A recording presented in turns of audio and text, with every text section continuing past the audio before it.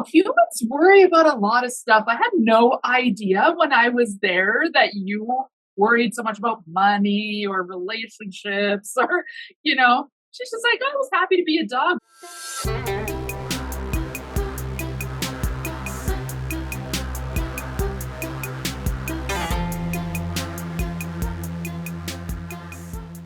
The reason why I asked you on is because I had a significant connection to you through TikTok, Mhm. starting with Dumb Supper, Yeah. which like really opened up a whole new like literal world to me and literally was part of changing my life. I'm living in a different world now than I was like 2 years ago or whenever that was.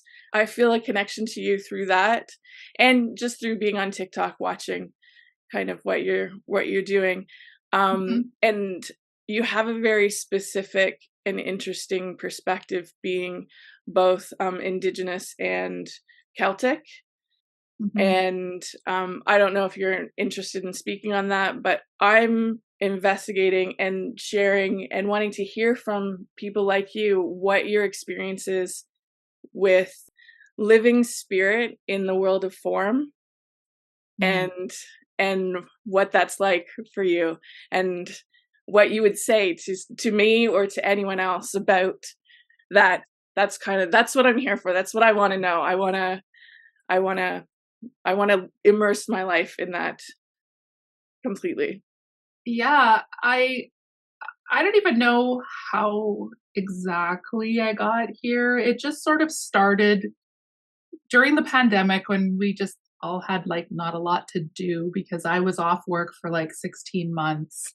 And I don't know, I just ended up joining TikTok. And then my kids actually that were saying like that I should look at native TikTok. So I started doing that and I started adding people.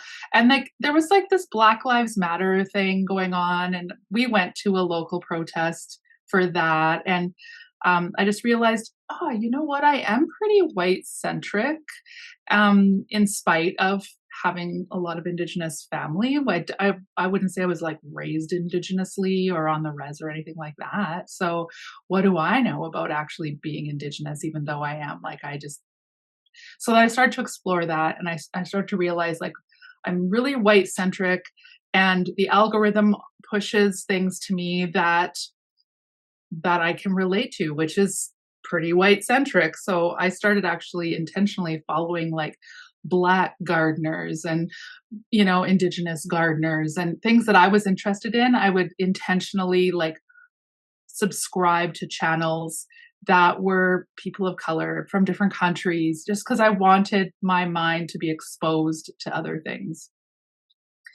And then I just thought, I should really actually explore more of the Indigenous side of things because I am Indigenous, I'm Cree. So uh, I started looking into that. And what I started to do was this picture right here is my great grandmother. This is her residential school graduation picture. Oh, wow. Okay. That's fantastic. Like Yeah, that's just fantastic. I'm so lucky to have it. There's so many Yeah. people in the family that would have wanted it. And my grandfather looked after my granny until she passed away. And then he gave this to my mom because she's the oldest of his kids. And then when, things happened or whatever, and then she's like, you know what, you should take care of this. And so now I have it. So I do take photos of it and pass it on to family, but I'm like It, taking really good care of it. But my kids, they're like, they said, does that actually accurately represent who Granny is though? Because that's her residential school picture. Her hair yeah. is, shorter and she's wearing residential school clothing and stuff. Right. Right. But it's what I have and it was important for them to keep it. So I'm continuing that. But I what I had was a tall vase in front of that on this little table, and so I put a plate on there and I would burn sage. That's how I started. I got myself some sage, even though I didn't know that burning white sage was like there was some badness about it because of closed practices and, all of that. I do know that now, but I started there and started burning sage. I'm like, hey, here's some sage. I'd like to learn how to communicate with you because I hear that ancestor communication is a thing. And like, I there's no like special way to do things other than just being your authentic self at all times. Right. And connecting with that spirit, with Yeah. that feeling and trusting that.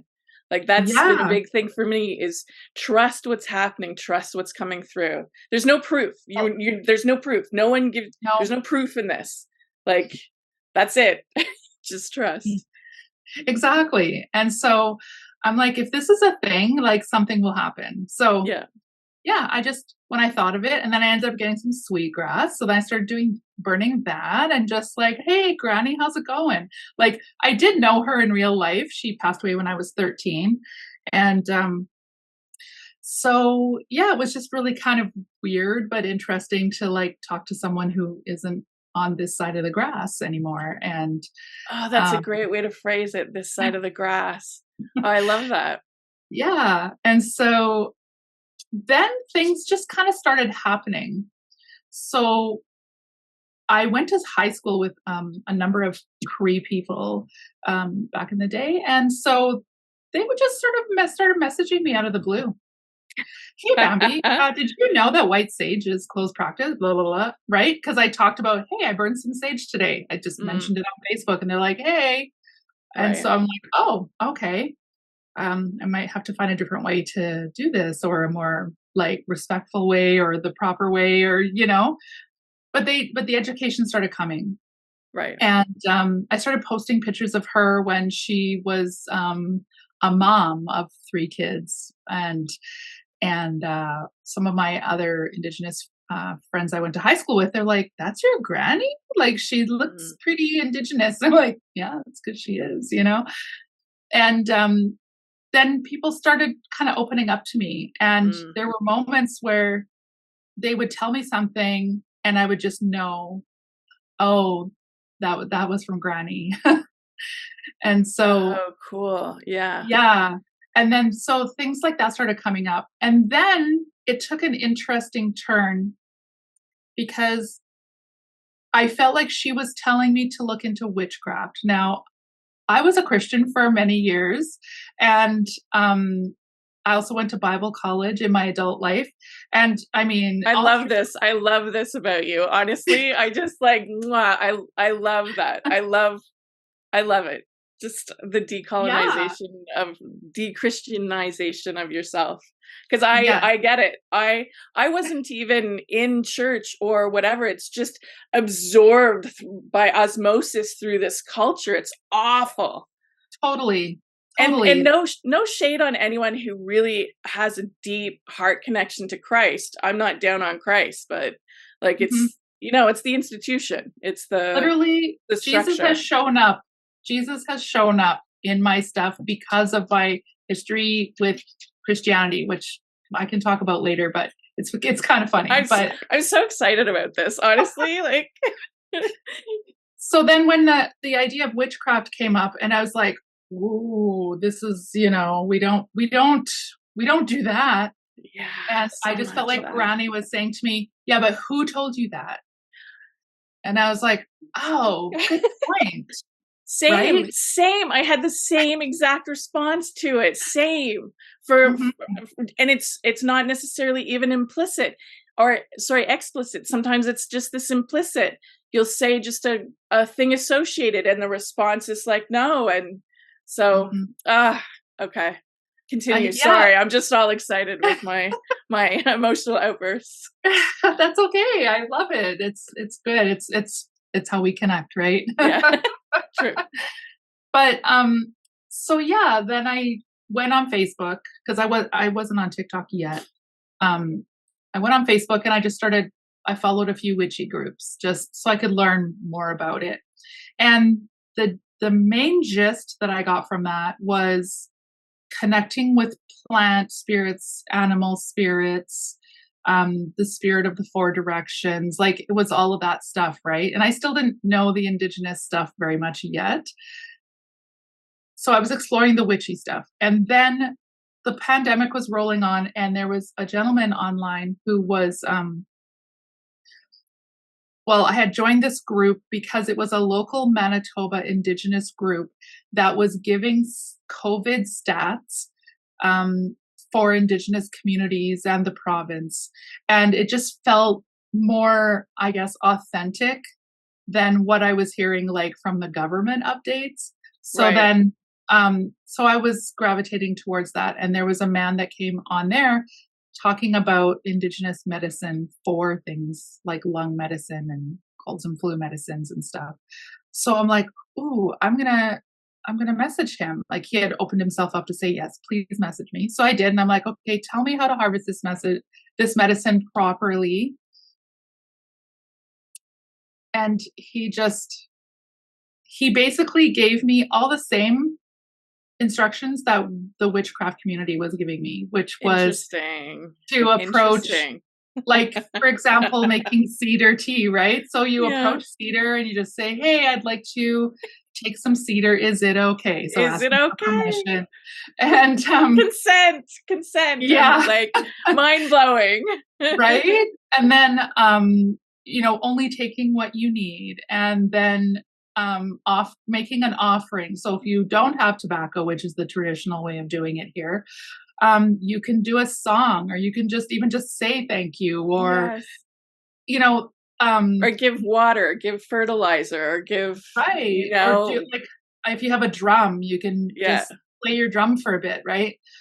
There's lots of ways to offer and express your gratitude. And I found that asking is good. What would you like? What can I give you in return? That's a really, for sure. And so when he told me that, I was like, this is why Granny led me to witchcraft, because she maybe could see that I was like struggling to find those connections. And she's like, oh, just check out witchcraft and you'll basically get the gist of it, right? Yeah. Oh God, that's awesome. Yeah. And then, so weirdly enough, my cousin Sylvia lives out on the West Coast, and I hadn't seen her for like 18 years. And she just out of the blue started calling me. And she's always been one to connect with animals and do this spiritual thing, whereas I stayed away from it because my mom stayed away from it. And so I just didn't go down that path. But she was like, nah, she would go and see psychics and, talk to angels and things like that. And I was like, yeah, that's probably witchcraft and I shouldn't do that.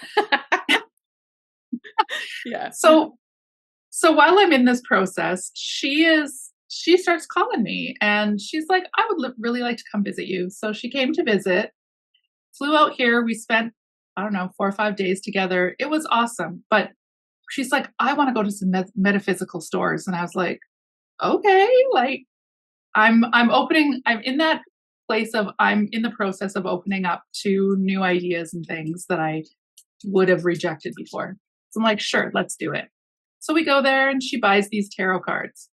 We're going to do tarot tonight. And I'm like, okay. So we did that. And she also ended up picking up some oracle cards. In the end, she ended up leaving them with me. She's like, oh. These are for you. Like, she just knew they were for me, actually. But she also carries a pendulum with her. And it was before I got my dog Tuffy. I was in that in-between stage where my dad had passed away, but people were resisting me getting this dog. And I didn't know what to do. I was just tired of the bullshit over there. There's a reason I don't hang out with that part of my family. And I just thought, well, I don't know what to do. And she goes, let's ask the cards. Nice. Yeah.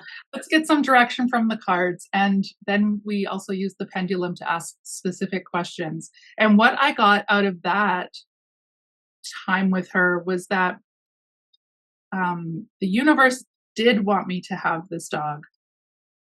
But my dad was like, no, at that time. And I was like, you mean you can cross over and still be a jerk? Like, I didn't know that. Isn't that amazing? Isn't that the most amazing part? Is like, free will goes on. You don't have to learn a fucking thing. You don't have to grow. You don't have to accept or nothing. Continue being an ass or whatever. Mhm. I'm like, Surprise. it's going. So we asked the pendulum twice and got the same answer both times. Yes, the universe wants me to have the dog, but my dad is saying no. And I'm like, okay, well, you know what? If the universe wants me to have her, then I'm going to fight for her. So Right? I did that. I got Good. her. She's with me. You see all my I videos. know. I love her. I love She's the her. best. She's She here right is. now with her head on my lap, actually, sitting by my chair. Beautiful. Beautiful. But so this was in the spring, and I had another dog named Chance, and she was a black lab with one blue eye. So she had a little bit of border collie in her, I think. That's what the vet assumed. And I had found out that she was going to die from Cushing's disease. And so it just made it really important to me to get Tuffy, and because I was going to lose my best friend. Yeah. And, it just, yeah, I just knew that I needed this dog. So, It's anyway, easier to lose. It's easier to lose a loved one when you have another one there that you can pour all that grief into loving them. You know, like and the I don't know. interesting, yeah, like the interesting thing was that Tuffy was really good with Chance. Chance was on the road to crossing over, and she, I don't know, she wasn't doing great, but then Tuffy came, and then she kind of perked up. Right. Like Yeah. she couldn't do stairs for a while because the Cushing's damaged her tendons. And then they did end up healing a bit because I was giving her these supplements. And then one day they're sitting on the bench in my dining room together. I'm like, how did you get up there? But it was inspired by Tuffy. They were just little buds. It was awesome. Nice. So she passed away middle of October, almost a full year after my dad passed away. And I had gotten Tuffy and everything. So it was around that time that I was still looking further and further into like witchcraft and indigenous spirituality, and like what are the differences, what are the similarities. There's a lot of similarities, right? Because it's all about, plant and animal spirits and connecting with source and Land-based respect. land-based teaching. Land is the Yeah. first teacher. Love and connection for the land. It's all there. Did you know that Tua Dananan, the Irish gods, Mhm. Tua means people of Danu, but Tua means land and people. Mm. So I'm like, there's There's so much that has been like kind of ripped away from humans when it comes to stuff like that, and stuff that is just so good for us. Like yeah, it's 100%. sad. So yeah, that was when I happened to come across the whole dumb supper idea. I found the website about it, and I had heard, here and there where people would set out an extra place setting for a relative, even at just their regular dinners, right? So I took the dumb supper concept, and um, I decided to test it out. And I didn't have any light bulbs on. I had all candles all around and different incenses and different options in case I wanted to do other things while things were happening. I had my pad of paper and my pen, and um, it was weird because it was the first time I ever did it, and I didn't know what to expect or what I would feel. And part of it was like, oh, this is probably just my imagination. And then messages would come saying, right, imagination is the key. That's exactly what it's for. Yeah, Like it's not make believe. yeah, It's not fake. And we're taught that it's dismissed. Oh, it's just your imagination. yeah. Yeah, that's an Well, that's important the tool. that's the part of like the Western kind of worldview is dismiss and devalue spirit and emotion. Like, oh, raise up this idea of logic and just the physical world. And so our entire experience of reality has been cut in half, Mm-hmm. and all these ways of knowing have been denied to us. And actually, we've been punished for them. Yeah, exactly. I mean, they put Indigenous people into institutions and called them schizophrenic if they were like medicine men and women. Yeah. Well, Yeah, and burned witches, exactly. Yeah, all of that. it's amazing the ability for humans to come up with these really sadistic ways of like dealing with stuff like that. It's just like they're limitless, and it's just I don't know. It just kind of blows my mind how limitless people's imaginations can be on that side of things.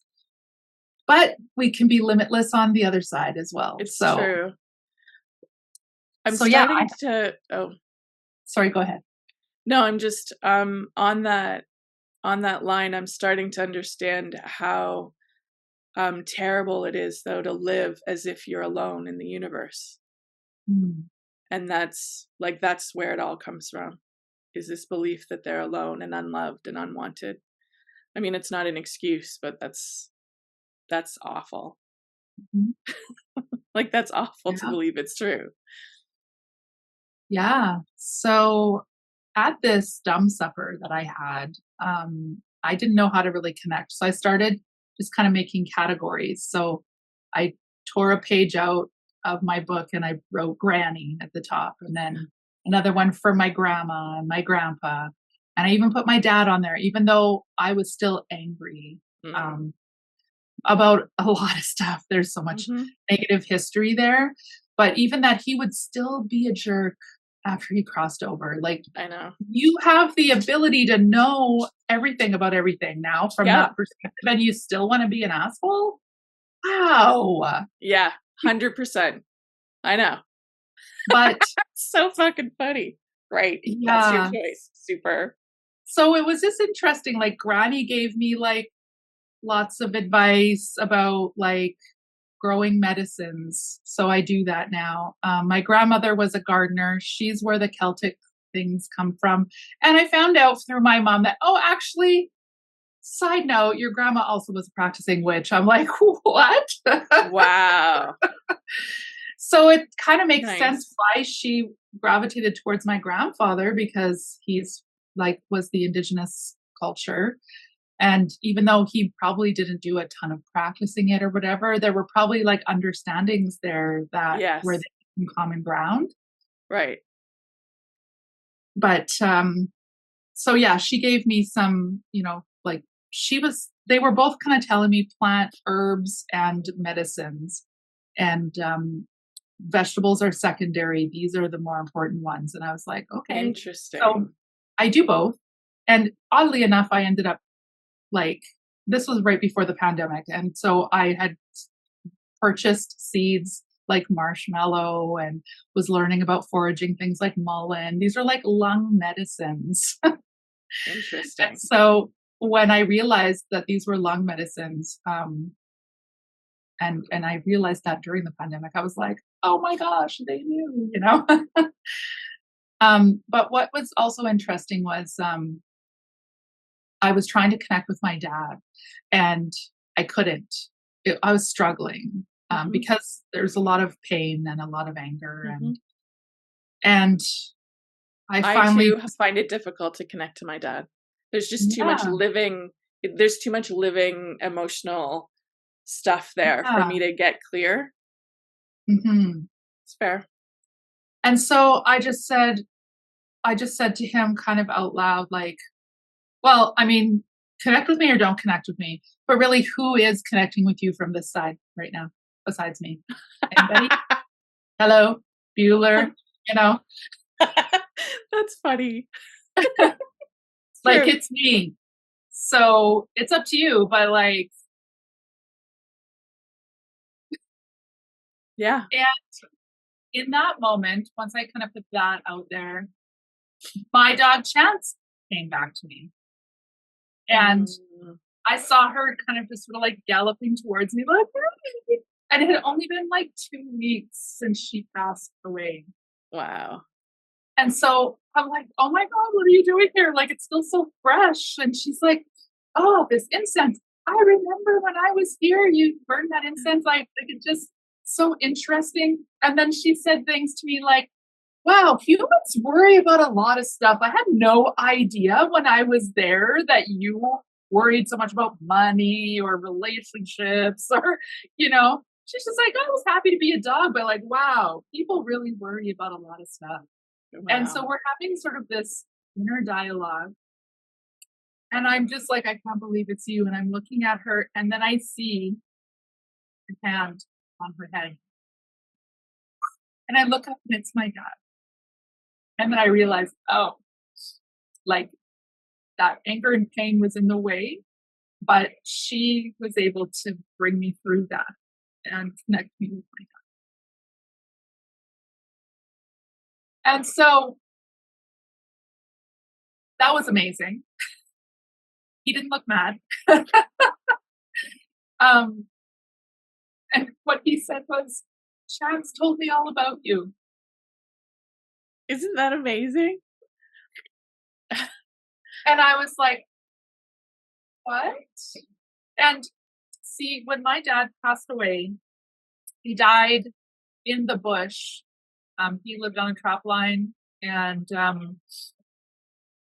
he was doing the off grid thing in his 70s. It's kind of Nice. crazy. But and him and Tuffy were on the sled and they were sledding over to his friends. And um, I don't know what ended up happening, but he ended up having a widowmaker's heart attack. Wow. And this was in the evening, like probably 7 o'clock at night. And so when he didn't arrive at his friend knew he was coming. So at least he wasn't out there super long, but they found him the next morning. And Tuffy stayed with him the whole time. So that was, we heard all about that at the funeral and stuff. And then when Chance was passing away, um, I was laying with her on the floor. I took the couch cushions and made a bed for myself and laid next to her. The other dogs were with us. The cats were there. Um, Everybody was all surrounding Chance when she passed away. And my dad, when I'm talking to him in the spirit realm, he said, "You and Tuffy are the same." Right? Because we had both that vigil with the person as they were passing away, right? I was with Chance that way, and she was with my dad that way.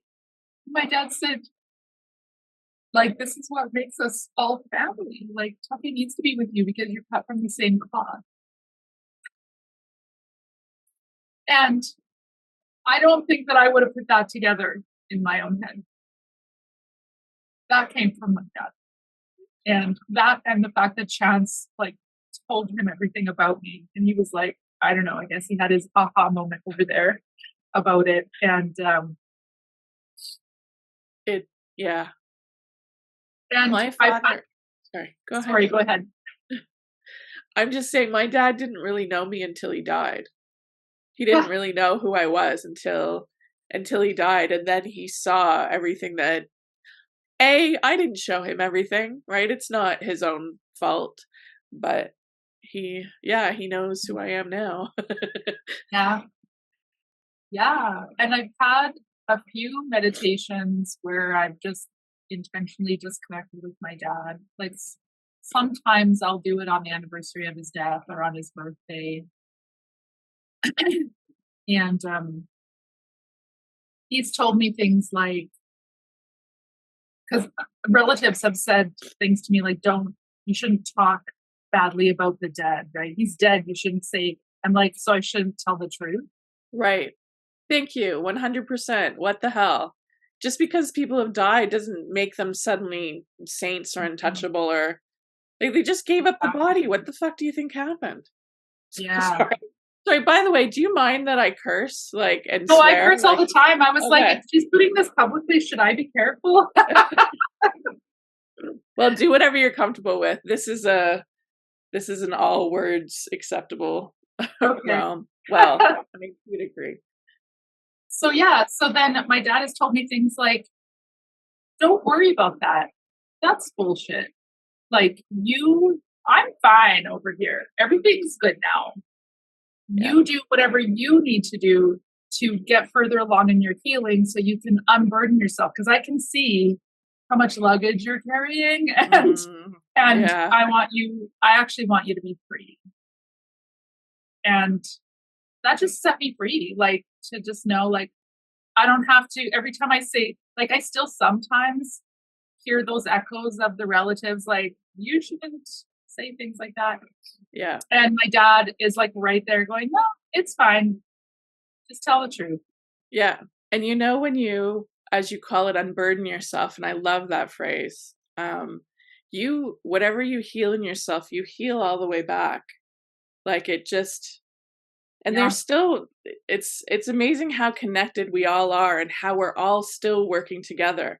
It's not like it's separate and they go off into another world and live some sort of paradise life over there. Like it's all just here and we're all still communicating and connected together. Like, you know, Yeah. and all the healing here flows through and they also can have realizations and healings that then flow down through to us. It's dynamic and beautiful.